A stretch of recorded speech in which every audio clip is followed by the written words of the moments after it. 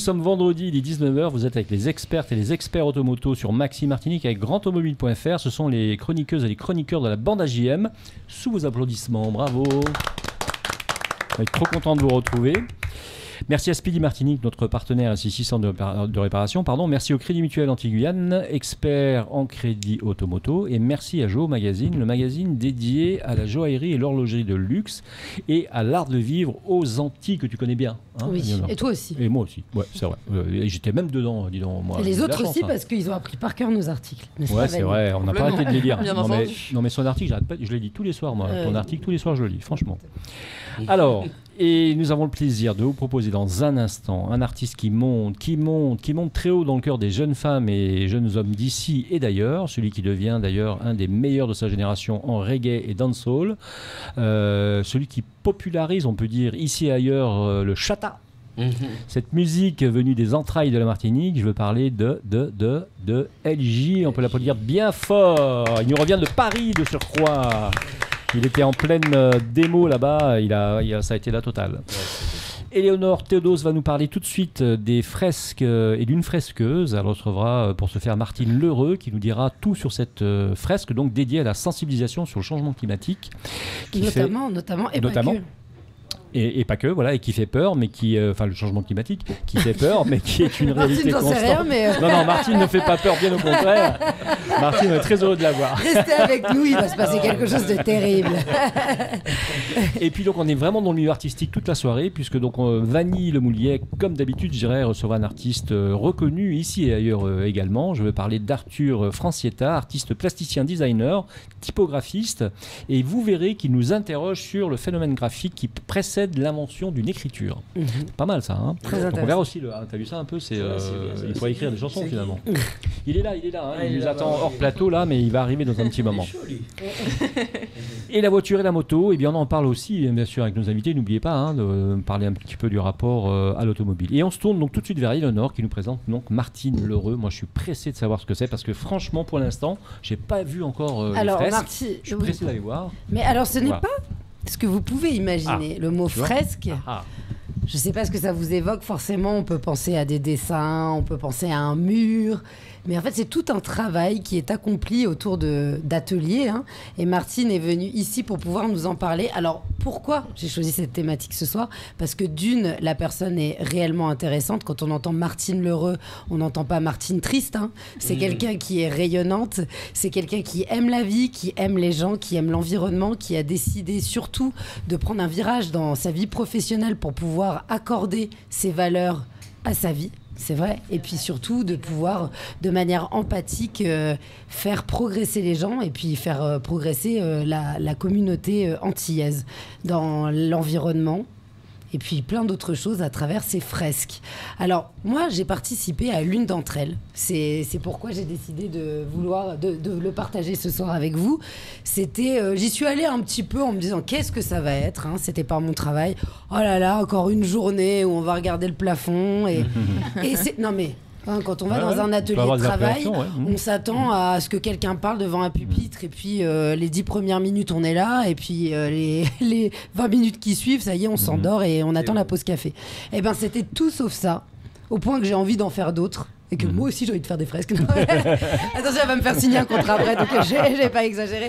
Non, c'était une super expérience, on a appris des choses, c'était extrêmement interactif. On a pu surtout parler avec des collègues, on a pu réfléchir. J'ai eu aussi des connaissances nouvelles sur l'automobile. D'ailleurs, Martine, je me tourne vers vous. Vous allez pouvoir nous donner des exemples. Alors, est-ce que vous pouvez définir en quoi consiste cette démarche ?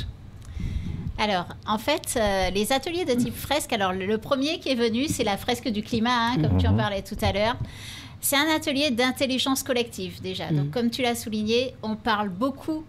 Chaque personne qui est autour de la table parle beaucoup, l'équipe parle beaucoup pour arriver, en fait, à trouver un sens aux cartes. Alors, si on prend par exemple la fresque du climat, il va s'agir de trouver les causes et les conséquences du dérèglement climatique. Et pour cela, on a des cartes Et donc, on a des légendes et on va réfléchir chacun pour dire « Ah ben tiens, ça, est-ce que ça va là ? Ah ben non, ça va plutôt là. » Eh bien, on va relire la carte, qu'est-ce qui est bien marqué. Et effectivement, on va découvrir ensemble de nouvelles connaissances, détruire peut-être ce qu'on pensait savoir et ce qu'on pensait acquis. Et puis, apprendre aussi de l'animateur, donc il va débriefer entre les lots. Et c'est assez prenant comme exercice parce que, vous savez, j'ai fresqué avec pas mal de monde, hein. J'en ai fait à peu près 300 des ateliers d'intelligence collective. Et j'ai fresqué avec le ministère en ligne. J'ai fait, il y a 2 ans, j'ai fresqué aussi avec des associations, je fresquais avec des syndics, j'ai fresqué avec toutes des chefs d'entreprise, je fresquais avec des CODIR, j'ai fresqué avec un auteur du GIEC. À chaque fois, en fait, il y a eu des connaissances qui ont été apportées, en fait, et surtout, la surprise de voir tout cela assez brutalement. Aussi globalement. En fait, on n'a pas idée de ce que c'est. On a un peu des bribes tous du dérèglement climatique, mais on n'a pas idée de sa systémie et de sa puissance. C'est ça. Et en fait, de son effet implacable. Et donc, le découvrir par soi-même, c'est ça qui fait la force. C'est parce que le fait de le découvrir par toi-même, tu vas retenir beaucoup plus que si moi, je t'avais donné un cours ou une conférence sur ça. Et surtout, pendant les ateliers, il va y avoir des exercices où on va devoir, l'intelligence collective, on parlait de ça, débattre entre nous. Voilà. Donc, la personne va dire, moi, je suis... S'il y a un questionnaire... c'est-à-dire j'ai pas encore compris, en fait, le principe. C'est-à-dire, c'est des idées qu'on émet. Alors, c'est en 2 phases, tu vois. Tu as d'abord une étape guidée par des cartes. D'accord. Donc, par des concepts. Tu vois, c'est des cartes. Tu vois, là, par exemple, tu as les activités humaines, l'énergie fossile, l'émission de CO2. Derrière, tu as des explications. Pourquoi on sort cette thématique-là? C'est des effets, en fait. Il y a une présentation du problème, et il y a l'effet. Voilà, sur cette fresque-là du climat, ça va être dans les 3 premiers lots ce qui se passe au-dessus de nos têtes et autour de nous. Et comment ça marche. Mais je peux vous faire la phrase en 2 minutes, hein, si vous voulez. Juste après, je finis juste. Et puis ensuite, c'est les conséquences sur les effets météo extrêmes. Et voilà, quoi. J'ai compris, Si tu veux, si vous voulez, je voulais que je vous donne en 2 minutes. Oui, allez, en 2 minutes. Du coup, nos activités humaines existent comme ça, donc on développe beaucoup de choses, hein, le transport, dont on a beaucoup parlé, l'industrie, les services, l'utilisation des bâtiments, tout ça, ça utilise beaucoup d'énergie fossile. Est-ce que vous savez ce que sont les énergies fossiles? Non, c'est quoi ça? C'est-à-dire les énergies fossiles, le gasoil, presque. Le pétrole. Ce qui sort de la terre. Le pétrole, le gaz et le charbon. Il y en a 3, tu vois. Pétrole, gaz et charbon. Mais tu sais pourquoi je t'ai dit presque avec les dinosaures? C'est parce qu'il y a un rapport. Est-ce que tu sais pourquoi on les appelle fossiles? Est-ce que vous savez pourquoi on appelle ces énergies fossiles? Parce qu'elles datent de millions d'années, sûrement. Non, moi, je dirais de la Terre. Pas toutes. Elles viennent de la Terre, mais avant, elles étaient quoi? Vivant. Elles étaient du vivant, exactement. Elles étaient du vivant, comme nous, composées des animaux et des végétaux, composées de carbone, comme nous. C'est le bois. Non, alors c'est pas le charbon.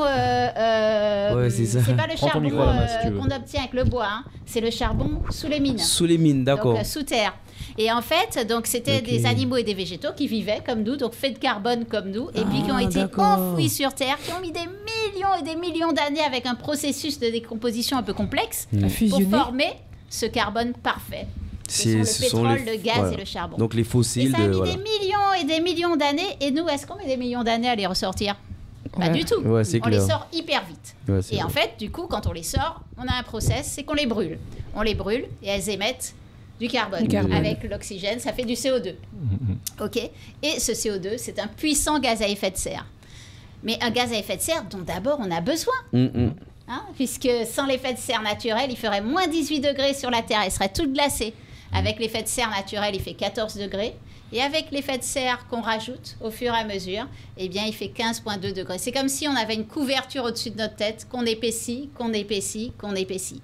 Et en fait, ça retient de l'énergie sur la Terre. Et cette énergie qui est retenue sur Terre, elle change de grands équilibres. Parce que vous savez, quand on met de l'énergie en quelque part, il faut qu'elle agisse. Elle ne peut pas disparaître comme ça. Cette énergie qui reste au fur et à mesure piégée sur Terre, elle est absorbée en très, très, très grande majorité par nos océans. 91%. 91%. Et du coup, elle vient réchauffer l'eau. Et vous savez, quand l'eau chauffe, elle prend un peu plus de place, exactement. Elle se dilate. Donc mécaniquement, on a donc une montée des eaux. Très lente, parce que nos océans, c'est énorme, mais très sûr. C'est de manière certaine. Et donc cette énergie, donc, elle vient faire réchauffer l'eau de mer, mais elle vient aussi faire fondre les glaces. À 3%, elle vient se dissiper dans le sol à 5%. Et à 1% seulement, qui est notre propre ressenti du dérèglement climatique, c'est-à-dire il fait plus chaud, elle vient réchauffer la température de l'air. C'est juste un petit pourcent de cette énergie qui reste piégée sur Terre. Et tout ça, ça crée des phénomènes qui sont indiqués comme le coup est parti, hein. C'est-à-dire que pour des siècles, le coup est parti pour des siècles, voire des milliers d'années, selon le GIEC, hein, le groupement d'experts intergouvernemental sur l'évolution du climat. Eh bien, cette montée des eaux et cette fonte des glaces, voilà, le coup est parti. C'est-à-dire que l'eau monte doucement mais donc sûrement. Là, on est dans la merde. Mais et la glace en gros, c'est fond. ça, oui. Alors justement, si je peux. Et la glace fond lentement mais sûrement. Tu vois, c'est-à-dire qu'à chaque fois, elle se reforme, mais un peu moins. Mais le but des fresques, c'est aussi de faire comprendre ces phénomènes. Alors la fresque, je dis nous, quand j'en ai fait une, il y avait un énorme papier, t'imagines, comme ça, qui fait tout long comme une fresque.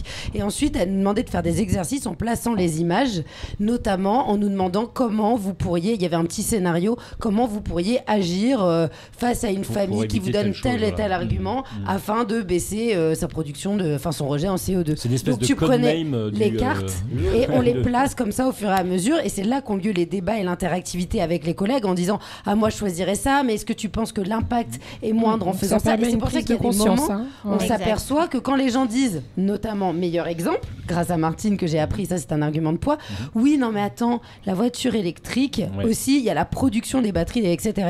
Et j'avais posé la question à Martine qui m'avait bien montré, je ne sais plus le chiffre exact, mais qu'il vaut mieux avoir une voiture avec électrique, parce que finalement avec la somme à la fin, la finalité... Alors, c'est un raccourci. Oui. C'est un raccourci. Mais le résultat est quand même juste, parce qu'on le sait. En fait... il y a quand même plusieurs choses. Dans le transport, enfin, chaque élément, bien sûr, participe à ces gaz à effet de serre, et à chaque élément, il n'y a pas une solution. D'accord ?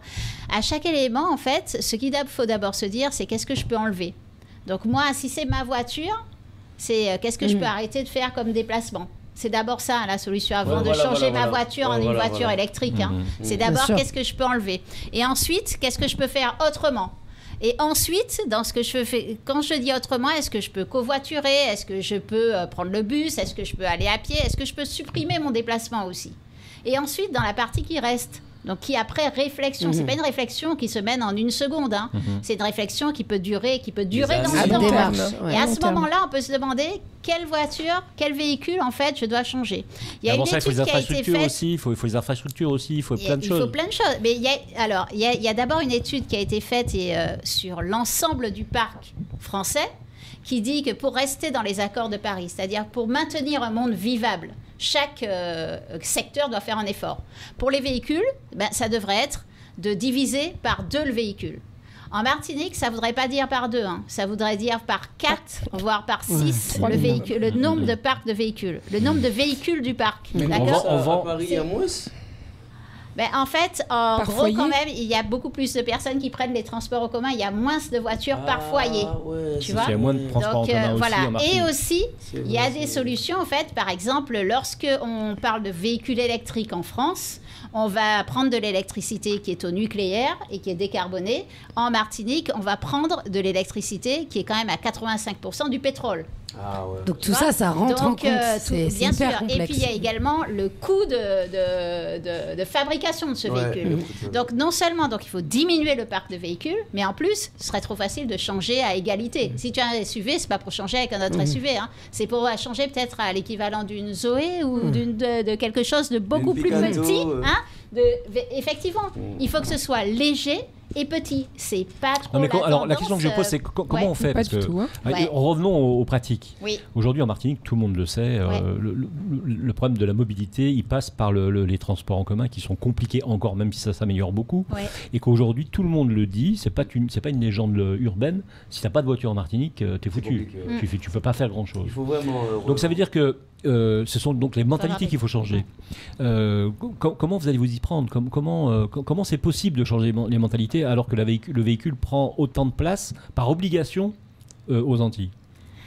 Alors en fait, je vais te répondre sur trois points. Le premier, c'est prendre conscience de pourquoi est-ce qu'on fait ça en fait, qu'on ne le fait pas juste pour dire de changer de véhicule ou de ne plus avoir de véhicule. Le deuxième, c'est que quand on fait vivre ce que tu as vécu, un scénario stress, mais un scénario stress qui en fait s'avère vrai, s'avère vrai pour 2025 voire 2028, un scénario du genre, imagine qu'en Martinique, il y a un tiers de pétrole en moins. Imagine qu'il y ait 1/5 d'infrastructure en moins parce que y a un cyclone qui passait par là ou quelque chose comme ça, ou qu'on ait perdu en fait des routes, qu'on ne soit pas arrivé en fait à reformer. La tempête Fiona, vous avez vu ce qu'elle a cassé en Guadeloupe, et ce n'était qu'une tempête. Imaginons tout ça. Qu'est-ce qu'on fait? La plupart des participants qui ont pris conscience, qui ont suivi un cheminement de prise de conscience et qui étudient quelque chose comme ça, qui est strictement dans les accords de Paris. 2028, c'est 1/3 de pétrole en moins pour tout le monde normalement. Pour tous les Européens. C'est ce qu'ils vont obliger. Pour tous les Européens. En France. Dans la SNBC, dans la stratégie, c'est-à-dire les accords de Paris traduits dans la stratégie nationale bas carbone, donc écrits dans la loi française. D'accord ? Eh bien, ça emmène les participants à se dire non, mais finalement, en fait, il faut réfléchir autrement. Il faut se construire en petite unité. Et revoir en fait le fait que c'est vrai qu'on ne peut pas se déplacer tout le temps à des autres bouts. Il faut arriver à avoir des unités de vie plus proches, plus petites. Et en fait, il crée des conditions pour arriver à ça. Donc, arriver à s'alimenter dans des éléments plus petits, à trouver du travail dans des éléments plus petits, à trouver des relations sociales. Et en fait, dans ces bulles plus petites, le transport devient moins crucial. On s'aperçoit que tout est lié. Devient moins crucial. Et à ce moment-là, avoir quelques voitures est possible. Mais tu sais, à un moment donné, dans tout ça... Moi, je suis très mobilité vertueuse et je suis très dans l'idée de changer les choses et de changer les mentalités des gens. Mais il faut quand même aussi revenir un tout petit peu à la réalité, je le pense. Pourquoi ? Parce que pendant qu'on fait ça, pendant que l'Europe s'enfonce presque à un couteau dans le pied, parce que vous savez qu'on est quasiment devenus des terroristes de l'antipollution. Alors on pollue beaucoup moins que tous les autres, mais pendant ce temps, les pays émergents, ceux qui sont vraiment émergents sur le plan technologique, comme je pense à l'Inde par exemple, les pays d'Asie en général, pendant ce temps les gens polluent, ils rejettent tous leurs déchets dans les mers. Mais c'est pas parce et ils sont à fond sur le diesel et sur vous pensez bien qu'en Inde, un Indien moyen qui doit toucher à peu près l'équivalent de 200 € par mois va jamais s'acheter une voiture électrique, jamais, enfin en tout cas pas dans les 20 ans qui arrivent. Donc il va continuer à polluer pendant que nous on se mettra tous sur actuellement c'est les pays riches qui ont le plus d'impact. Et puis il faut savoir que c'est pas parce que ton voisin ne fait pas comme toi. Attends. Non mais peu importe. Mais dans ce cas-là, c'est pas parce que ton voisin ne fait pas comme il faudrait que toi, il faut pas le faire. Parce que au-delà de ce qu'on montre, parce que là, on parle de chiffres et de réalité. Il y a aussi, et c'est pour ça que j'ai aimé présenter Martine en quelques mots. On pourrait dire tellement de choses, mais c'est qu'il y a aussi une mentalité et c'est s'inscrire aussi dans un style de vie. Et c'est de se dire aussi qu'est-ce que je veux pour ma vie, quelles valeurs je porte. On avait des dessins pris il y a 15 jours dans l'émission, des dessins pris qui arrivent de Métropole. Qu'est-ce qu'il nous a dit à l'antenne, c'est pour ça que je me permets de le répéter. Il nous a dit je suis déçu par mon île parce que il y a tellement de déchets de partout. L'île est tellement sale partout. Frères, faites quelque chose. Et encore, il y a encore eu des efforts par rapport à certaines années. On le voit. Les déchets, ils arrivent d'où ? Ils arrivent d'où ? Du port. Tous les déchets sont passés par le port. 90% de ce que l'on consomme passe par le port. Les déchets, ils sont là d'abord. Ils ne sont pas déchets, ils naissent pas déchets, ils naissent d'abord produits. Donc s'ils naissent d'abord produits, c'est parce qu'on les produit et qu'on les importe. Consommation. D'accord ? Et c'est parce qu'à un moment donné, c'est d'abord importation, distribution, D'accord ? C'est d'abord ça. Et ensuite, consommation. On ne peut pas mettre tout sur le dos de consommateur. Et je vais vous dire un truc. Ouais. Et c'est pour ça qu'il faut une prise de conscience. Très vite, on a déjà fini la partie, malheureusement. Mais vas-y, ça sera le mot de la fin. Elle reviendra, je pense, oui. En fait, il faut vraiment prendre conscience parce que qu'est-ce qui est possible ? Ce que tu dis, effectivement, de refuser certaines choses ou alors d'aller vers un monde, comme dit le ministre, allons-y, vers un monde entre 3 et 5 degrés. À chacun de choisir. Ce que je veux dire, c'est qu'il faut équilibrer. Il faut équilibrer entre les différentes grandes puissances, on va dire. Donc, il y en a quelques-unes qui émergent. L'Europe, bien sûr, la Russie qui est en pleine guerre avec l'Ukraine, l'Asie qui pollue aussi d'une autre façon. Je veux dire, il faut essayer d'équilibrer un petit peu. Pourquoi l'Europe se met absolument le couteau dans le pied en disant on va passer au 100% électrique, on va changer notre industrie, on va tout casser, on va tout mettre par terre pour faire de l'éco-voiturage. Est-ce que c'est non, tu crées une nouvelle économie. Tu crées une nouvelle économie, tu crées une nouvelle mentalité, tu changes aussi le code. Tout le monde galère pour l'instant. Regarde, l'industrie automobile est en train de s'effondrer à quelque part, même si. Mais ça va créer peut-être une nouvelle synergie. Mais il faut pas. L'ancien monde n'est pas meilleur. Ils profitent de notre hyper intelligence anti-pollution. Ils profitent de ça. Mais peu. Bon, de toute façon, c'est exactement pour ça qu'on fait des choses comme ça. On a fait un théâtre forum dernièrement où on fait participer le public sur ce thème-là, sur le thème du véhicule. Où je vous invite, on fait une journée climat avec plein de parcours. On refera ce théâtre forum le samedi 18 mars à l'écolieu de Tivoli. Donc il faut vraiment y venir. On fait un travail aussi pour les journalistes, donc venez-y. Et voilà quoi. Merci beaucoup. Je serai pas là. Tu seras pas là. On va s'en tourner. C'est très de toute façon, toi, t'es 100% électrique de toute façon, toi. Moi, je suis 100%. J'essaie de vivre. Prends ton micro. En tout cas, Martine, franchement, j'ai beaucoup aimé ce qu'elle raconte. Je peux avoir votre email. Oui, bien sûr, on va vous donner ça. Merci en tout cas, Léonore. Oui, de rien, mais merci beaucoup, Martine. À bientôt. Ah, dommage. On fait le petit écran publicitaire. Oui. Et on se retrouve un petit peu après. Oui, à tout à l'heure.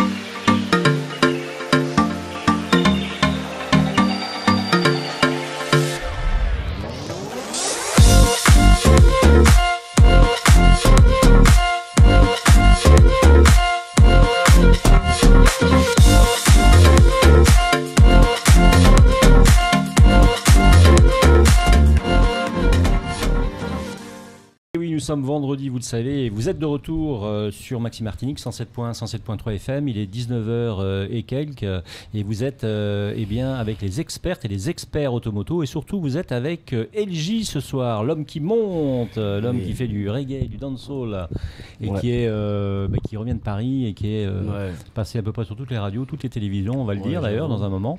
On va remercier quand même nos partenaires, merci à Speedy Martinique, merci au Crédit Mutuel Anti-Guyane, merci à l'Hôtel Batelière, merci à Jo Magazine, le magazine dédié à la joaillerie et l'horlogerie. Et on a une vidéo splendide. Hein, en plus, c'est bien fait, quoi, je veux dire. C'est magnifique. On sent la fierté. Regardez Tartane. Ouais, c'est magnifique. On a une ligne qui est vraiment. Une heure de marche quand même. Ouais, c'est sûr. Et quand t'arrives, t'es essoufflé, t'arrives plus à chanter. C'est ça. Je vous jure. C'était compliqué, mais bon. Alors, LJ, jeune artiste de Fort-de-France, plus précisément du quartier de Montgérald. Il fait partie de la grande génération d'artistes reggae dancehall de la Martinique, celle qui a su populariser le mouvement Chata, donc il va nous en parler dans un moment, inspiré par le reggae de la Jamaïque et plus particulièrement par Silza et Capleton, c'est ça ? Sisley Capleton. Voilà, Capleton. Il aime également le rap, la variété française, l'afrobeat. Il se fait repérer par les sound systems et sur la scène martiniquaise, bien sûr. Il aime les femmes, il l'exprime dans ses textes, les femmes l'inspirent, l'envoûtent. Il est un créateur de mots d'amour. C'est vrai, t'es comme ça. On est un peu pareil. Tu es un chataboy. Je suis un peu un chataboy, je vais le devenir, je pense. Chataboy. Alors, quand on est un gamin qui sort de Montgérald, qu'est-ce qui fait qu'on va dans la musique ? Comment ça t'est arrivé finalement cette histoire ? Qu'est-ce qui fait qu'on va dans la musique ? C'est la vie qu'on mène. Hein. J'étais un jeune de cité. Bon, voilà, mon père il a fait de la prison, ma mère c'était compliqué. Je suis le grand frère, donc il faut quand même montrer l'exemple. Ouais. Et quand tu montres l'exemple, tu évites de faire des bêtises, mais tu as envie d'en faire un peu. Et c'est ça le truc. Et puis c'est l'adolescence. Ouais. Sans vouloir tout excuser, c'est aussi l'âge où on est tous un peu. C'est normal, c'est surtout le cerveau qui se construit. Surtout quand les petits frères font et c'est tranquille. Donc, à un moment, t'écris dans ta chambre. T'écris, tu te rebelles un peu face à ton miroir dans la chambre. on montre rien à maman. Et puis, un moment, tu dis à maman que tu vas chez Audrey et tu vas au final en son système. Eh oui. Un jour, et puis tu kiffes, tu vois que tout le monde apprécie ce que tu fais. Et la première fois où tu t'es lancé, où tu as pris le micro, tu t'en souviens? Ouais. Où tu t'es dit là, vas-y, c'est bon. Ah ouais. Un peu comme dans 8 Mile avec Eminem. Je te jure. Non, c'est vraiment ça en fait. C'est quand tu kiffes les gens, la foule. J'avais 14 ans. Wow. J'avais 14 ans, je suis allé avec Sahel, qui chantait déjà et tout. Et il habitait à 2, c'est-à-dire que j'habitais au bâtiment A3, lui il était au B7, je sais plus. Mais on habitait on était proches. Et du coup, et ça t'a encouragé de l'avoir à tes côtés De ouf. Il y avait Valet, lieutenant, Pline Pyromane. Il nous a donné une grosse force. Et là, t'as senti que c'était ton truc. Ouais, franchement, quand j'ai vu les gens comment ils agissaient face à peut-être mon côté rebelle, j'avais des choses à raconter. Bon, à l'époque, on disait pas forcément ce qu'il fallait. C'était un peu out. Les thèmes qu'on abordait, c'était un petit peu contre... un peu chaud, quoi. C'est un peu on brûlait Babylone, les bâtiments. Maintenant, je suis plus comme ça. C'est-à-dire qu'on grandit, on voit comment la société elle est et elle évolue aussi. Ça fait un moment. Tu as conscience de ton public déjà? Tu sais à peu près qui t'écoute là? Est-ce que tu en as vraiment conscience? Tu sais qui vient voir Edji? Les gens qui viennent me voir, c'est des gens qui aiment s'évader, faire la fête. C'est des gens qui aiment qui travaillent dur la semaine et puis ils vont en boîte de nuit, ils viennent écouter des artistes comme moi parce que voilà, je suis pas forcément dans le conscient en mode reggae, mais je suis plus dans la conscience en mode fête. Ça veut dire on peut prendre son pied sans violence et tout. Mais ça n'a pas toujours été le cas parce que tu as eu aussi 2-3 problèmes, on peut le dire. Voilà. C'est pas méchant, de toute façon ça avait fait le tour des réseaux sociaux. Voilà. J'avais eu des déboires et tout par rapport à du trafic. Mauvaise rencontre aussi, des gens qui sont peut-être pas toujours. Un entourage peut-être pas toujours. En fait, c'est-à-dire c'est l'engrenage et puis l'accumulation de choix qui fait que la vie n'est pas forcément évidente quand tu es passes du côté un peu obscur de la force à un moment. Tu te dis, puisque tu as pas mal d'opportunités, puisque quand tu es artiste, tu as une sorte de privilège un peu. Tu voyages un peu beaucoup, donc les gens qui sont dans ça voient et repèrent. Et quand tu vois ce que tu peux te faire, alors que la musique, ça peut être tranquille, tu oublies la musique. Et c'est ça que je regrette d'avoir fait, mais c'est mon parcours. Maintenant, je prends tout ce que j'ai vécu de négatif pour le transformer en prise de conscience. Je vois que ça marche et je suis très heureux que les gens suivent et que ça peut toucher des gens aussi, puisqu'il y a pas mal de gens qui vivent pas mal de choses et ils aiment les gens qui se relèvent. Et en vrai, c'est ce qu'il faut retenir. La vie, de toute façon, t'es pas fait pour vivre heureux sur Terre. C'est ce que je pense. On est sur Terre pour survivre, pour peut-être vivre une meilleure vie après. Donc, en vrai, il faut tomber, au fait, je pense. Mais est-ce qu'en tant qu'artiste, tu es heureux? En tant qu'artiste, je suis très heureux. Je suis très heureux parce que c'est vraiment ce que j'aime. Maintenant, la vie est difficile, mais je suis tellement heureux de pouvoir faire de la musique qu'il n'y a rien maintenant qui en fait, tout ce qui arrive dans ma vie, pour moi, c'est du pipi de chat, en fait. Genre, quand je vois le parcours que j'ai... Tu as déjà beaucoup vécu, en fait, et tu as déjà vécu vraiment des galères. Ah ouais, j'étais à 2 doigts de crever. t'ont fait mûrir. Voilà, ça veut dire... Je prends la vie, ça veut dire comme je fais ce qu'il faut pour y arriver, ça veut dire parce qu'il y a un truc, il y a des trucs à faire en vrai. Il y a des choix. Voilà, donc moi je sais maintenant les choix que je fais. Tu fais les bons choix. Et je suis content du résultat, mais de toute façon, quand tu sais pourquoi tu es sur Terre et ce qu'il faut faire, t'as qu'à le faire. Alors on revient justement à ton super parcours, parce que vraiment, oui, on a parlé un peu du passé, il fallait le faire, mais pour dire qu'aujourd'hui c'est vraiment un énergie différent qui est là sur scène. Et alors en plus de ça, tu as de la chance finalement quelque part, parce qu'en France, le Chata connaît un franc succès. J'aime bien comme le Chata. Le Chata. Il devient très bourgeois. Un peu jeune bourgeois, c'est le Chata. Bon, cette musique elle est originaire des Antilles, mais elle vient aussi de la Jamaïque, et le mot Chata chata, ça veut dire voyou en fait. Non, c'est pas fait ça. Vraiment. Je demande. Non, chata, déjà, c'est... Il est mignon. C'est Eleonore qui me fait mes fiches. Hein. Non, chata, ça sort de verbe. De verbe, c'est le patois jamaïcain, ça sort du verbe shoot. Shoot, c'est tirer un balle. C'est un chata boy, c'est un gars qui a son flingue qui pète des balles. Tu vois, c'est ce qu'on appelle chata boy. Ça a été vulgarisé après. C'est-à-dire que ça désigne plusieurs choses. On va dire que moi, je fréquentais pas mal d'anglais qui viennent de Lucha quand j'étais dans la street, tout ça. Et eux, ils aimaient dire ça. Et moi, j'ai un peu fait chier aux gens avec ça dans mes sons un peu, tu sais. C'était chata tout le temps. Moi, je faisais chier aux gens avec ça. Et au fait, ça a un peu... Comme après, on a eu un style de musique par rapport à des beatmakers. Ça veut dire qu'on appelait deux notes. C'était des rythmes un peu plus simples. Ouais. Ça veut dire que la dancehall jamaïcaine avait son truc. Et on avait un peu simplifié la dancehall jamaïcaine avec des rythmes. Je big up des gens comme Digital, Mafio House, qui ont fait des rythmes PSK Music aussi un peu plus simples. Et comme moi, j'utilisais beaucoup ce terme, tu vois, donc c'est pas vraiment nous qui avons nommé ça chata, c'est les gens qui nous écoutaient, les étrangers. Les gens se sont appropriés, bien sûr. Mais c'est, en fait, c'est devenu un style de musique, mais de base, c'était un état d'esprit, en fait. On te dit chata, c'était bon, t'es un gars chaud, voilà, et au niveau de tes sons, tu travailles avec des personnes fidèles ou ça peut changer parce que tu as envie aussi d'avoir de l'apport extérieur? Ou tu as vraiment une base pour tes rythmes ou même... Ah non, moi j'aime vraiment... De base, je suis fan de Corneille donc et R. Kelly. Donc c'est pour te montrer que j'aime la musique. Mais en tant qu'artiste martiniquais déjà, c'est la dancehall qui me dominait. Donc quand j'étais jeune...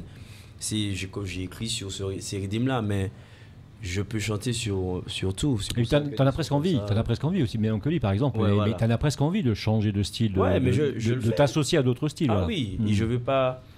Maintenant, le chata prend une tour, parce que nous, on avait déjà genre 10 ans d'avance. Ça veut dire que ça fait plus de 10 ans qu'on fait ça.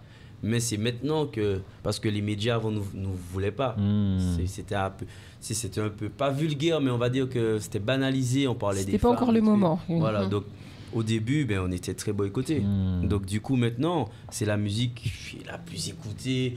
Tu as Aya Nakamura qui fait du chata. Donc ça veut dire qu'on n'avait pas tort. Parce que les mentalités changeaient déjà.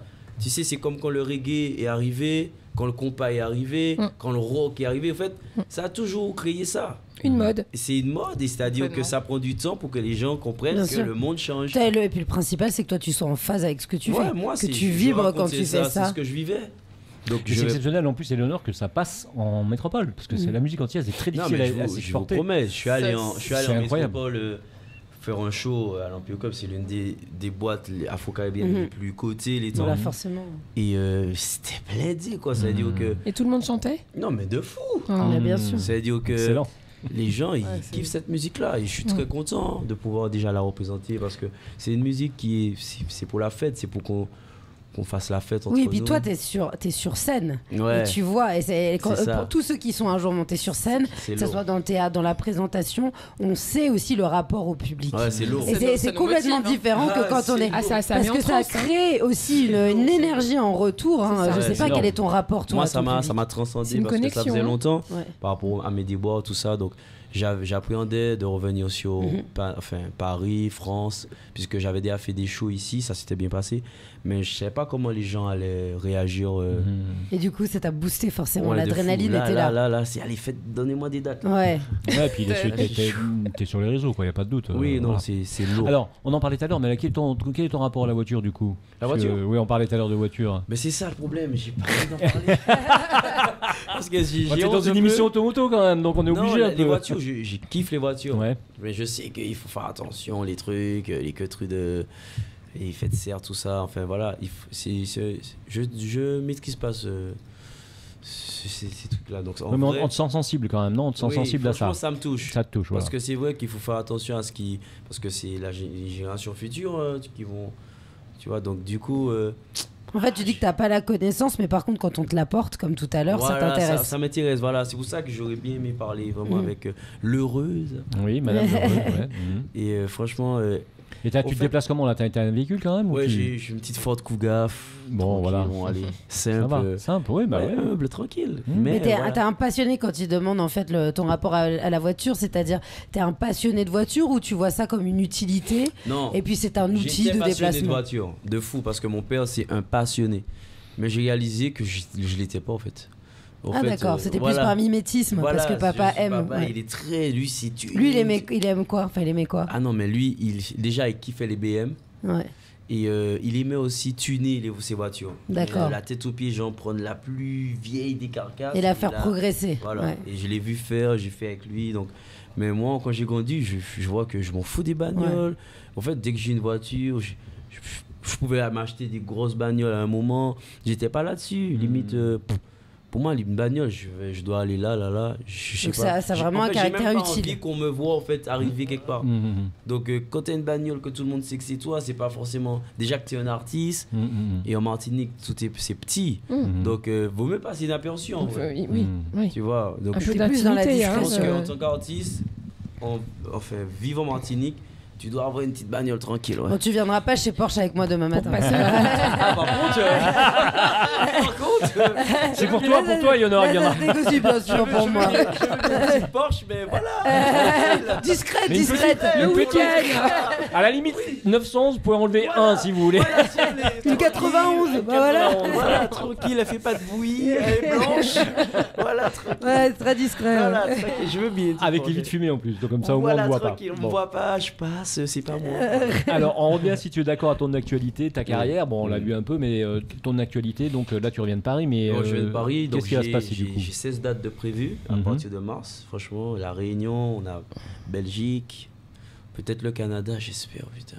Ouais. Et c'est un souhait donc. Ouais, parce que franchement, ça aurait été lourd. Alors, c'est ça qu'il faut te souhaiter. Faut demander à Andrea, elle est au Canada, faut l'appeler, Andrea. Ah ouais, on va l'appeler. Ouais, non, j'étais surpris déjà parce qu'en fait, grâce à les statistiques Spotify, on voit un peu où on est le plus écouté. Et du coup, j'étais surpris de voir Haïti, Canada, Réunion, tout ça, France, beaucoup. Et t'as des dates en Martinique bientôt? Ouais, j'ai des dates là, j'en ai 3 je crois. Vas-y, dis-nous. Alors, attends, je sais plus.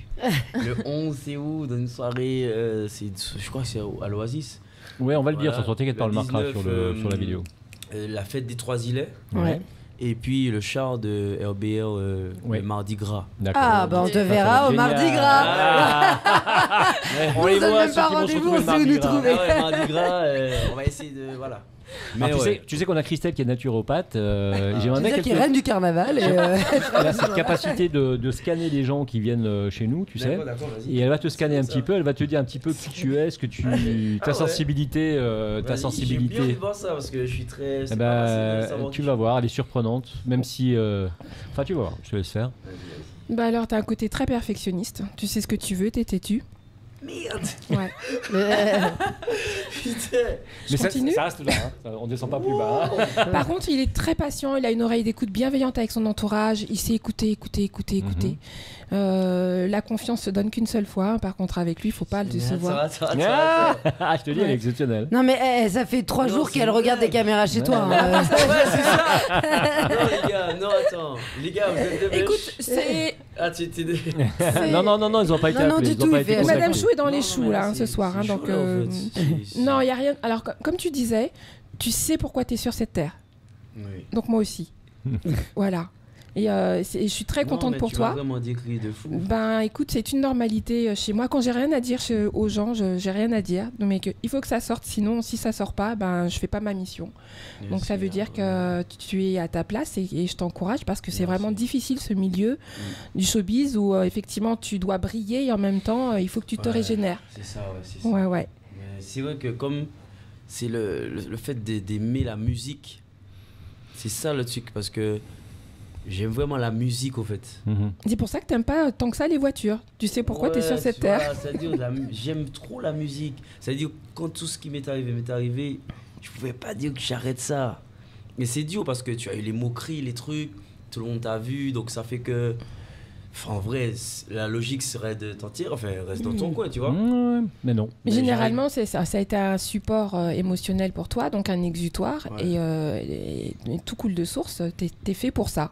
LG, c'est un vrai artiste, en fait, sensible. On le voit bien qu'il est sensible. Hein, donc, après, on a tous une carapace, on a tous machin. Mais je crois que LG, il a du mal à feinter. Il est ce qu'il est, hein, vraiment. Et à côté de la musique que tu fais, est-ce qu'il y a d'autres artistes ou d'autres styles de musique qui t'inspirent et qui te touchent? Des musiques inavouables, même, tu vois? Moi, j'aime beaucoup la variété française. Ouais. Moi, franchement, je peux rester des heures à écouter. Je peux écouter Aznavour, je peux écouter Sardou. Ouais, bah. Non, franchement, après, ça me touche vraiment. Ça te touche, voilà, c'est pas faux. Dans les textes, dans la façon de... J'aime beaucoup écrire, au fait. Mais ce qui est... Bon, c'est pas dommage, parce que la musique qu'on fait est très importante aussi. C'est-à-dire que... Mais la musique que je chante le plus souvent, c'est-à-dire les sons chata, la musique festive, pour vraiment faire les gens danser, tout ça, c'est plus simple. J'écris pas quand je vais au studio et j'ai la vibes. J'ai pas besoin d'écrire, parce que j'ai tout dans la tête. Mais quand c'est des sons comme ça, par exemple, j'aime ça. Mais ça marche moins, tu vois. C'est-à-dire que le monde est devenu tellement dur que les gens aiment fêter. Tu vois, les sons profonds, ça marchait plus avant, en fait. C'est-à-dire Bob Marley, les sons profonds reggae. Mais à un moment, les gens en ont marre, en fait. Le monde évolue. Ouais. Et les artistes qui n'arrivent pas qui ne réussissent pas, c'est ceux qui restent dans ce temps-là, en fait. Ouais, c'est ça. C'est-à-dire qu'ils ne comprennent pas que ça a changé. C'est même pas la faute des jeunes, des trucs. C'est que... C'est l'époque. Est-ce que tu écoutes Kassav? Mais quand même. J'ai écouté Kassav toute ma vie. Mais c'est-à-dire que ça me touche plus comme avant. Ouais. C'est-à-dire que je vais être nostalgique, je vais m'écouter un petit Kassav, mais c'est plus ce que je vais écouter, en fait, en vrai. Après, c'est aussi une question générationnelle, parce que là, peut-être que, j'ai envie de dire, les personnes que tu touches actuellement, en effet, ont évolué. C'est-à-dire, on va dire, un jeune de 20 ans va écouter ta musique, celui de la génération d'avant aurait été moins sensible à ça. Par contre, les autres styles de musique, Atex, etc., vont avoir leur public à un autre moment de la vie. Oui, c'est-à-dire, donc on va dire que ça s'est déplacé. C'est pas qu'ils ont raté, c'est que ça a changé. C'est important d'en faire. Je dis pas ça, je dis juste que en tant qu'artiste, là j'ai décidé de faire de ça c'est ma vie, c'est mon métier, tout ça. Il faut savoir ce que tu veux, c'est savoir ce que tu veux chanter, pour qui tu veux chanter. Et c'est ton moyen d'être honnête. Pourquoi tu veux chanter aussi, c'est-à-dire que moi en fait, je veux chanter pour tout ça. C'est-à-dire que j'ai pas envie si je veux faire la fête, je fais la fête. Si j'ai envie d'être triste, je suis triste. Mais je sais que je vois que quand je fais la fête, ça a plus de stream. Ouais, c'est ça. C'est juste ça. Mais jamais quelqu'un va me mettre dans une case, me dire je chante que ça, tu vois. Mais je le vois que ça marche plus. Ouais, d'accord. On est arrivé au bout de cette petite période avec LG. Franchement, on a été trop content de te recevoir. Merci, même moi, j'ai kiffé. Le top des tops. On va se revoir bientôt. Ah oui. On doit même un petit peu travailler ensemble. Donc ça va me faire plaisir. On va pas parler trop, mais ça, j'en ai... Voilà, bon, on a réfléchi tous les deux. Il est très bon, lui. Il est gentil. Je sais pas, vous avez compris ce qu'il raconte, les deux garçons? Non, c'est entre nous, là. Attends, je vais demander à Anna Naturopathe. Est-ce que tu veux dire ce qu'il vient de... Alors là, elle va me sortir toute la discussion. Ouais, elle va dire. Tu vois, tu as fait... non, je dis rien. Moi, je te dis chata, moi. La chata. Alors, vous chantez de la chata. Avec la tonalité qui va avec. Mesdames et messieurs, vous êtes bien avec Maxime Martinique. Je vous le dis vraiment, vous êtes avec Maxime Martinique et GrandAutomobile.fr. On a reçu Gigi, franchement bravo. Merci beaucoup à vous. Bravo d'être là. J'espère qu'on va revenir. Je vais revenir. Et tu vas revenir des choses. On te verra au carnaval, nous, t'inquiète. Ouais. Voilà. Et puis après le carnaval, pour ton actu nouvelle, tu vas venir forcément dans l'émission. Une petite démo, j'espère, parce que c'est vrai, on chante pas assez ici. Moi, j'ai envie de danser. Sur la vidéo, il faut regarder la vidéo. Et sur la vidéo, à la pause pub, il y a la chanson de. Bah oui, mais la prochaine fois, ça sera un petit live. Mais bien sûr. Merci encore en tout cas. Merci Gigi, on peut l'applaudir bien fort. On fait la pub.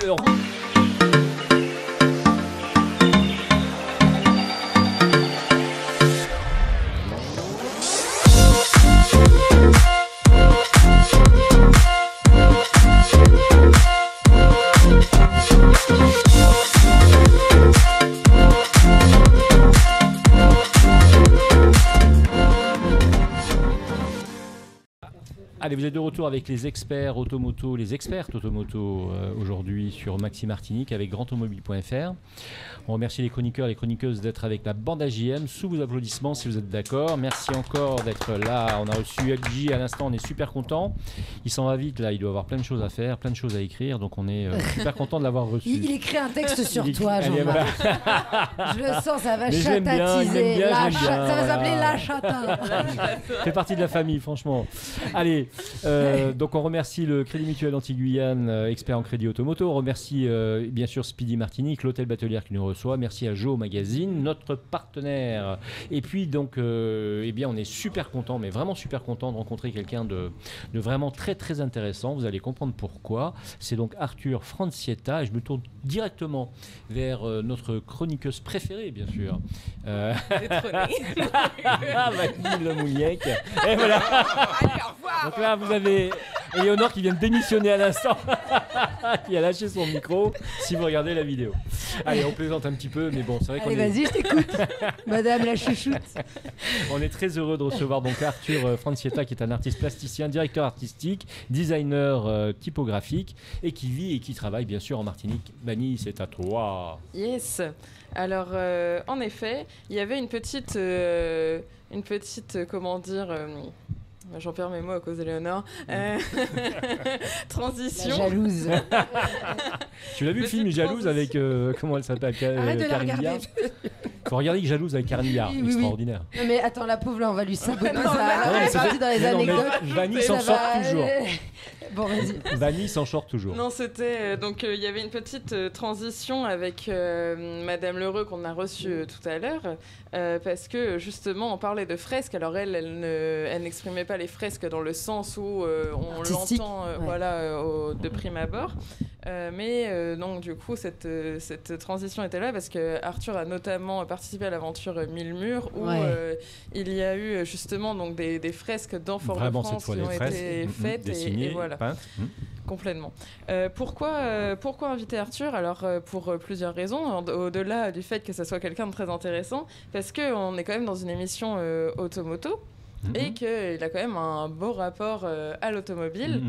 Pourquoi ? Parce qu'il y a eu donc, notamment un projet avec Citroën qui a été fait. Raconte-nous un petit peu cette aventure. Bonsoir à tous, merci pour l'invitation. Merci à toi. Alors ce projet avec Citroën, il a commencé, en fait il y a plein de points d'entrée. C'est vrai que je collabore en tant que directeur artistique freelance avec des agences. Donc j'ai eu l'occasion de travailler avec certaines agences pour le client Citroën, mais du côté vraiment pub marketing à fond. Donc je voyais déjà, on se connaissait plus ou moins. Et dans le cadre en fait du festival d'art mural Mille Murs, en fait Damien Gillot en fait m'a proposé, après plein de discussions, etc., un petit projet, et du coup il a présenté aux partenaires Citroën cette idée de customiser un véhicule en fait. Rassure-moi, c'est pas toi qui as fait le char Astérix de Citroën. Non, c'est pas toi. Non, c'est pas toi. Il y a le char Citroën. Oui, d'accord. Il est pas mal. C'est marrant. Et il est pas mal d'ailleurs. Ouais. Et du coup ça a été à la fin en fait de ce festival, parce que je précise que j'ai réalisé une fresque durant 10 jours en duo avec un artiste qui s'appelle J-King. D'accord. Et du coup, à la fin de ces 10 jours, il y a eu un live painting dans les rues de Fort-de-France sur une Citroën C3. Aircross. Et du coup, j'ai habillé le véhicule le temps d'une matinée. On va diffuser des photos. Oui, complètement. Oui, bien sûr, il y a même des vidéos. Et en fait, ce qui est fou, c'est que c'était directement... alors, c'était pas à même la... C'est ça. Oui et non. C'était sur la voiture, mais il y avait un vinyle, c'est ça, un film entre la carrosserie. Voilà. Donc ça adhère mieux ou c'était pour protéger la voiture, je pense. Parce qu'on est dans un contexte où on est dans la rue, c'était pas forcément protégé. D'ailleurs, il pleuvait, donc avec la poussière, les choses comme ça. On s'est dit que ça allait être très éphémère. L'idée, c'était de créer un moment d'échange aussi avec le public et montrer qu'un artiste en fait pouvait intervenir sur différents supports, dans différents contextes. Et l'idée, en fait, le projet, c'était de proposer aux clients, en fait, à l'achat d'un véhicule, une signature artistique en plus des options. Excellent, c'est excellent. En fait, c'est une personnalisation finalement quelque part du véhicule. Voilà. Fabuleux. Ma voiture est en bas. Très bonne idée, ouais. J'ai 2-3 feutres. Et elle a été exposée, du coup, à la concession Sodiva du Lamentin pendant un moment. Elle n'y est plus. Elle n'y est plus, non. Voilà. Mais elle a été exposée pendant un moment, donc c'est vrai que c'est plutôt chouette. Ça fait vraiment concept car et personnalisation, c'est complètement unique. Et donc, sur la voiture, les motifs, on va dire, pour parler grossièrement, et on va au fur et à mesure préciser que tu as utilisé. En fait, c'est aussi tout en lien avec ton projet artistique qui a un fil conducteur depuis le début et qui est notamment lié à la recherche sur la naissance des écritures de base afro-caribéenne et puis élargie après sur plus grande échelle. Exactement, ouais. C'est vrai que je m'intéresse énormément en fait j'ai commencé par m'intéresser à la typographie. Donc après on a dessiné des polices de caractères pour juste noter du texte, mais aussi pour communiquer ou créer en fait des concepts à travers la lettre et le signe. Et petit à petit, je me suis interrogé sur en fait le pourquoi de l'alphabet latin, qu'est-ce qu'il y avait en amont, et du coup l'évolution de ces formes dans l'histoire de l'humanité. Mais là, c'est au-delà de l'artistique, c'est carrément historien, sociologique. Alors c'est vrai que j'ai tendance aussi à rester à mon niveau, donc je vais puiser dans les ressources et les recherches en fait qu'il y a eu autour de ces écritures. Et du coup, dans le projet de cette démarche caribéenne, j'évite du coup de représenter des signes historiques, ne maîtrisant pas à fond exactement le sens profond finalement, et éviter tout amalgame et toute maladresse. D'ailleurs, en fait, utiliser ces signes-là sur un véhicule, en fait, je les ai créés de toutes pièces. L'idée, c'était de montrer qu'à partir d'un patrimoine un peu mis de côté, sous-valorisé, qu'on pouvait, en tant que créatif, extraire quelque chose d'assez contemporain. Donc en fait, tu vois, tu as étudié un peu les différentes formes et puis l'histoire, et ensuite tu as créé toi-même à partir de cette inspiration, c'est ça ? Voilà, c'est ça. Donc ça ressemble, sauf que ça ne correspond à rien, entre guillemets. Voilà. Sauf la signification. Et du coup, la signification, en tout cas le sens, c'est quand je m'intéresse du coup à ce phénomène graphique qui précède l'invention d'une écriture, souvent on est dans un contexte de divination. C'est-à-dire qu'on est dans une communauté, alors ça prend beaucoup de temps, où ils commencent à dessiner ou graver des choses sur différents objets ou sur des monuments qui délimitent en fait un certain territoire. Et de fil en aiguille, en fait, ils rattachent ces signes à des histoires, à des récits, et ensuite à des chansons, et ensuite à des sons de la langue, pour ensuite codifier et d'aller en finalement un langage, quoi. Voilà, exactement. Mais à la base, et du coup, là, on est dans les prémices de langage qui est le mien pour le coup. Mais, donc c'est une inspiration, on est inspiré par beaucoup de choses. Ouais, c'est ça. Mais pour le coup, ceux-là, c'est vraiment les pétroglyphes amérindiens. Donc en fait, tous les signes qui ont été créés et produits par ces ethnies, ces populations, ces sociétés en fait caribéennes qui étaient les natifs en fait. D'accord. Et pour le coup, donc ces symboles, tu les appelles des dromoglyphes. Pourquoi ? Alors en fait, d'ailleurs ils vont évoluer. Mais pour la petite histoire, on a l'info. Ils vont évoluer parce qu'en fait, le projet Dromoglyph, il a été pensé entre une agence de pub, donc Havas, et du coup moi. Donc en fait, ils avaient l'idée de proposer des visuels et de montrer en fait au grand public quelque chose d'autre que de la publicité. Et en fait, en brainstormant et en réfléchissant, moi, je leur ai amené cette vision de réutiliser ces signes caribéens, etc. Et eux, ils m'ont proposé, en fait, de les afficher sur des 4x3. Donc ça a été fait en 2019.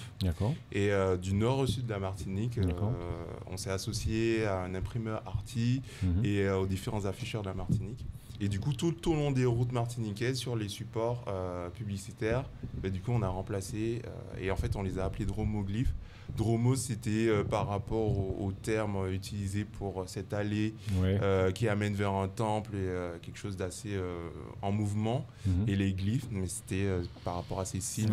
Ces écritures, quoi, finalement, qui étaient des vraies écritures. Mais du coup, ça fait quand même un deuxième beau rapport à l'automobile. Oui, c'est génial. Parce que les 4x3, il y avait quand même 1200 panneaux 4x3 en Martinique qui étaient recouverts par des dromoglyphes. Donc c'était... Et après, je reviens quand même à la première idée, si tu es d'accord, l'histoire de la voiture, la C3 recouverte. Je me suis toujours posé la question, pourquoi ce marché ne s'est pas développé ? Le marché, tu sais, de la personnalisation du véhicule, parce que bon, tout le monde achète je dis n'importe quoi, une Peugeot blanche, et je sais pas, pourquoi ne pas justement avoir des entreprises qui permettraient de mettre justement des motifs, d'avoir des voitures pleines de motifs différents, etc. Est-ce que c'est pas un marché que tu devrais exploiter, En fait, c'est une belle réflexion. Je pense que, je sais pas si on a assez le temps, mais elle est très intéressante parce que en soi, on regarde les gens, ils aiment bien personnaliser. En fait, il y a eu c'est ce qu'on disait tout à l'heure. En fait, il y a eu plein de mouvements. Et à côté de ça, les marques, en fait, elles y pensent. Quand on regarde la Mini quand elle est sortie ou la C3, ils l'ont fait des fois par rapport à des créateurs. Il y a des choses basiques sur la couleur et après des signatures, après des créateurs qui viennent imposer leurs pattes. Pourquoi il n'y a pas un essor ici? J'ai pas la réponse exacte. Je l'ai pas non plus, mais je pense que ça, on joue aussi sur quelque chose d'assez un peu la fame, c'est-à-dire qui va signer quoi. Je me souviens, il y avait la Saxo Perlama ou une Citroën il y a un truc comme ça, une série spéciale. À l'époque, elle a un peu fonctionné. Du coup, elle vaut de l'or aujourd'hui. Donc je sais pas si c'est en fonction de... Et puis le public change. Après, ça a un coût aussi. Pour avoir discuté avec des gens, ils n'aiment pas trop en ce moment avoir trop d'éléments en fait distinctifs sur leur véhicule. Du coup, ça rend la chose, en fait, ils vont être vus. C'est ce que disait LG tout à l'heure. Mais après, d'autres aimeraient dans la bien, masse. sauf que c'est pas les... Je pense que c'est pas la cible, c'est pas le cœur de global, cible en fait, qui est capable de s'acheter un véhicule neuf, mais c'est pas la même. Du coup, on n'arrive pas. Ça pourrait marcher ailleurs et pas forcément ici. Et ton processus créatif sur cette thématique, il date de quand? Alors j'ai commencé vraiment à m'intéresser à la typographie, d'ailleurs, depuis le début de mes études en fait en Martinique, depuis 2012, mais vraiment ça fait 10 ans quoi. Voilà, et l'intérêt sur les écritures et les systèmes d'écriture, c'était quand j'étais à Paris, quand j'ai fait un master en design typographique, où là on se posait la question de comment dessiner une écriture, comment calligraphier, etc. Et de fil en aiguille, en 2016, j'ai fait une résidence de recherche en art appliqué. Et là, on s'est posé la question, en fait, je dis on parce que c'était un programme collaboratif. Et on s'est posé la question de combien d'écritures existent au monde, ou en tout cas combien de systèmes on peut considérer comme étant une écriture. Et du coup, l'idée, c'était de montrer l'étendue de ces systèmes. Donc, dans cette collaboration, il y a une plateforme en ligne où on a dessiné un glyphe, donc emblème de chaque écriture, avec les liens pour ramener vers les sources, etc. Et c'est un projet qui continue d'année en année. Alors, à côté c'est un descendant de Champollion, quelque part. Non, mais en fait, je suis héritier, en fait, de héritier, tout en tout cas, oui. Mais ce qui est fou, c'est que tu utilises aussi beaucoup de supports, de multiples supports. Parce que bon, la voiture, on l'a dit, les 4x3, mais après, il y a plein de choses. Ça peut être du dessin, il y a eu de la... Les t-shirts, non, j'espère, les t-shirts un jour. Ça va être quelque chose, les t-shirts. Ça arrive, oui. Il y a eu une modélisation 3D. Ça marche, les t-shirts. Et aussi, alors je sais pas quel est le nom, mais avec le lien où on pouvait mettre dans l'espace. Oui, en fait, il y a de la réalité augmentée aussi. La réalité augmentée aussi. Ouais. Et ça, c'était donc lors de ton expo au Tropicatrium. Exactement. Et donc, il y avait un moment un QR code que l'on scannait, qui nous emmenait sur une page. Et en fait, avec la réalité augmentée, on avait le Dromi, c'est ça, qui apparaissait. On pouvait le faire, le voir en fait en 3D dans la pièce. C'est excellent, excellent. C'était vraiment chouette parce que ça rendait... c'est vrai que les expos, souvent, il y a des gens qui ça un petit peu bateau, on fait le tour, bon bah c'est bien, on a fait le tour, là c'était interactif en plus, donc en plus d'avoir déjà différents supports tout au long de l'expo, on finissait par ça qui était hyper interactif et donc forcément donc c'était chouette, il y avait un mur participatif aussi sur l'expo, donc c'était vraiment en fait une mise en commun et de savoir, c'est fabuleux. Et l'actualité donc là immédiate, là, qu'est-ce que c'est qu'on peut te voir, comment qu'on peut te voir, qu'est-ce que... Immédiate, j'ai une œuvre œuvre, il y a une petite sculpture en fait qui est exposée à la galerie 14N61W, qui se trouve à l'étage du centre Camille d'Arcière, qui est l'ancien palais de justice de France. Voilà, et du coup, c'est la dernière expo de cette galerie qui existe depuis 10 ans. Et c'est une expo collective, donc j'ai une œuvre qu'on peut voir. Et je crois que j'ai mis le QR code, il me semble, il est toujours, donc on peut tester la réalité augmentée. Et tes projets? Et les projets, pour le moment, en fait, je navigue entre le graphisme et l'art. Donc, je suis à la fois directeur artistique, donc il y a plein de projets d'identité visuelle, de création de logotypes, de stratégie, etc. Donc, c'est-à-dire que là, tu peux faire des prestations pour des personnes privées qui viennent te demander des choses. Ah oui, totalement. Ouais, c'est ça, voilà. En fait, c'est pas artiste, tu crées quelque chose et les personnes contemplent. Tu délivres ton message au monde, mais à côté de ça, t'es prestataire. Voilà, c'est ça. Des entreprises, je pense aussi, non? Oui, des entreprises aussi. Des entreprises, des associations. Là, il y a une réflexion avec une association qui s'appelle la Station Culturelle, qui fait un travail énorme pour la diffusion et la professionnalisation des artistes plasticiens. Et l'idée, c'est de... Enfin, je ne peux pas lâcher le projet parce que c'est une réflexion, bien sûr. D'avoir de la Station Culturelle. Un regard croisé entre une équipe... qui vient d'un centre d'art en France qui a créé un jeu de médiation culturelle et des Martiniquais. Et l'idée, c'est de travailler sur de la médiation des œuvres des artistes martiniquais. Et toi, quels artistes t'inspirent? Il y en a beaucoup. Alors, si on reste dans l'art contemporain, il y a des classiques, Jean-Michel Basquiat, qu'on regarde aussi ce que ça m'étonne pas, je regardais un peu ce que tu as dit. Il y a Keith Haring, il y a dans le graphisme, il y a Stéphane Seigmaster. Il y a tous les graphistes aussi que j'ai croisés, Tomoyo Marchand qui est typographe. Après, il y a beaucoup d'artistes aussi il y a beaucoup d'influence dans la musique.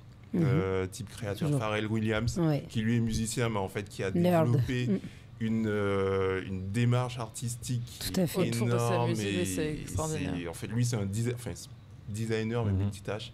J'adore les artistes comme ça. Qui touchent un peu à tout finalement, mais qui maîtrisent tout. Exactement. ça arrive. Il y en a. Et dans les artistes d'ici, martiniquais, ça t'arrive de collaborer, de discuter, d'échanger? Beaucoup. J'aime beaucoup, dès que je suis rentré en Martinique en 2018, mon premier réflexe a été d'aller vers les artistes. D'accord, de partager. Il n'y a pas de concurrence là-dessus, dans ta démarche. C'était un peu bizarre pour eux. Parce que du coup, voir quelqu'un qui a envie de... Tiens, vas-y, on va boire un verre et discuter de ce que tu fais. C'est super. En fait, t'es qui, t'es quoi, c'est ça, il y a une petite appréhension. Et en fait, j'aime beaucoup créer du lien. En termes d'artistes martiniquais, il y a Gladys Gambi qui fait un travail énorme. Enfin bref, pour moi, c'est l'artiste à suivre en ce moment, en plus émergente. Et puis, il y a les artistes tout autour de nous, genre l'artiste avec qui j'ai collaboré, G-King, qui est toujours étudiant, mais qui, lui, je pense que c'est une pépite en devenir. Il y en a tellement. Il y a des artistes guadeloupéens, Ford Paul. En fait, tous ceux de ma génération, je m'inspire. Enfin, je m'inspire. Je prête attention énormément à ce qu'ils font, à ce qu'ils produisent. Mais c'est bien de le rappeler parce que souvent on peut voir l'image de l'artiste avec un ego, et puis de toute façon vous avez besoin de cet ego pour produire mais il n'y a pas que ça. Il y a le off qu'on ne voit pas forcément, et il y a les échanges et il y a l'enrichissement. Il y a beaucoup de discussions. Après, certains ne veulent pas trop se mélanger. Je peux comprendre, mais moi j'aime bien passer du temps. Et... On est sur une ligne, il y a une forme de conservatisme aussi, un peu dans tous les marchés. On est un peu conservateur, donc parfois on a du mal à partager. Et puis il y a la peur aussi de se faire piquer les idées. Voilà. Moi je suis pas de cette team-là. Donc pour moi je pars du principe où tout a quasiment été fait, c'est juste le regard qu'on va sûr. Mais on n'invente rien, on renouvelle tout et on apporte sa patte. Eh bien, c'était Vanille Lemouliac qui recevait donc Arthur Francietta, artiste plasticien, designer, typographiste. On était très heureux de le recevoir. En plus, on a parlé automobile. Oui. C'est pas courant dans cette émission. Elle lui a dit on va raconter un truc comme ça, t'es sûr de venir. Il a jamais peint une voiture de sa vie, le pauvre.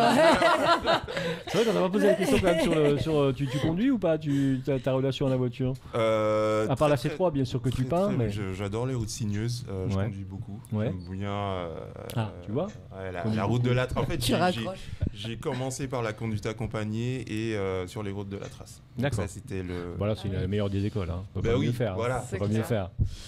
Vous étiez donc avec les experts automoto sur Maxime Martinique avec grandautomobile.fr.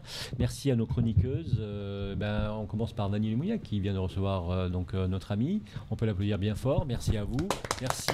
À Christelle Chou. Qui a fait un déplacement extraordinaire juste pour nous faire plaisir parce qu'elle était vraiment occupée ce soir. C'est super gentil à toi parce que donc on a 2 chroniqueurs qui sont en vacances. Merci donc à Éléonore Théodose de retour elle de Bretagne, de sa Normandie. Non, pas du tout. Ça fait un siècle que je ne suis pas allée en Bretagne. Bon, j'ai cru. Non, j'étais en Normandie, dans ma Normandie maternelle. Ah bon, d'accord. Ok. Voilà. En tout cas, tu nous as beaucoup manqué. Il faut dire les choses comme elles sont. Moi aussi, vous m'avez manqué. On a beaucoup parlé d'elle d'ailleurs. À chaque fois, on a parlé d'elle.